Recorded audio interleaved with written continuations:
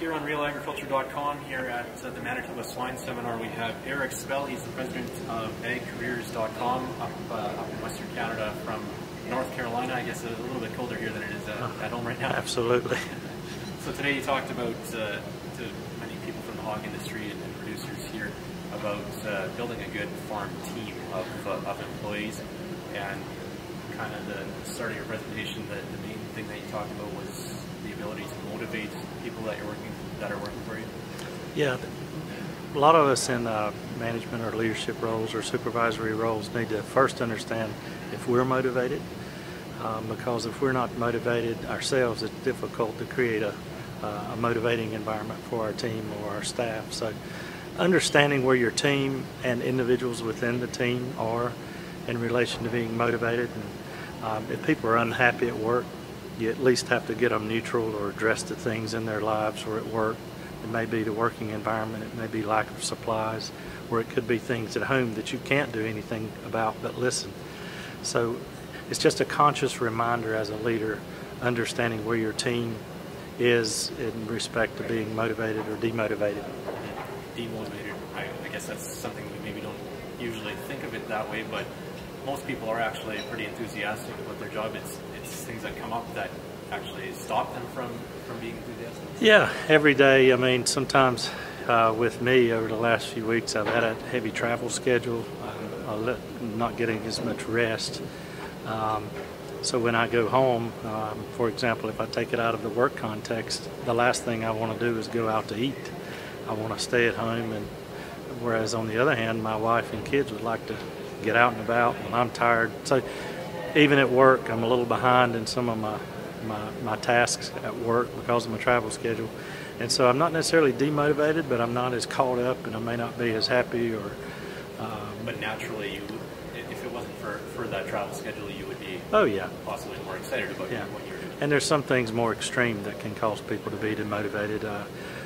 Work conflict with peers, arguments at work, jealous natures of people, and the spats that can get very demotivating in a working environment. So the manager's job is to recognize that and nip it in the bud so that it doesn't fester into something that gets out of control. Part of it is just understanding what motivates your employees as well, and I know we often think in financial terms when it comes to jobs, but that aspect can actually be a demotivator as well in some cases.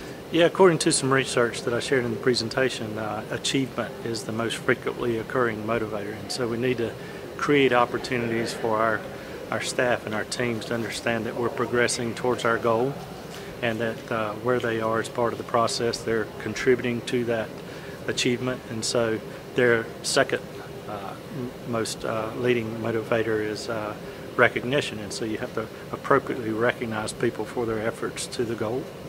And so as leaders, we have to create short-term goals as well as long-term goals. Long-term goals we can't see on a daily basis, and so it's really important that managers create that the goal setting as well as the opportunities for our staff to achieve things and feel part of the progress. And wage and salary is lower on that list of motivators? Wage and salary, the research shows that it is a motivator. I mean, people will look for opportunities to grow. Not everybody is motivated by salary, but it is a motivator, but it can be more of a demotivator than a motivator. And what I mean by that is if people aren't paid fair wage, or what they know is a fair wage, or compensated in a manner that's competitive in the marketplace, that'll weigh on them for a long period of time, and they'll be unhappy at work, and they'll make more likely to make a transition because of that. You also talked about management styles and the two kind of extremes, one ruling with the iron fist, instilling fear in employees, and the other side where it's maybe too lax and not enough control. Yeah, that oftentimes the goal in life as a leader is to have a balanced, consistent, effective management style. In other words, people know what to expect day in and day out.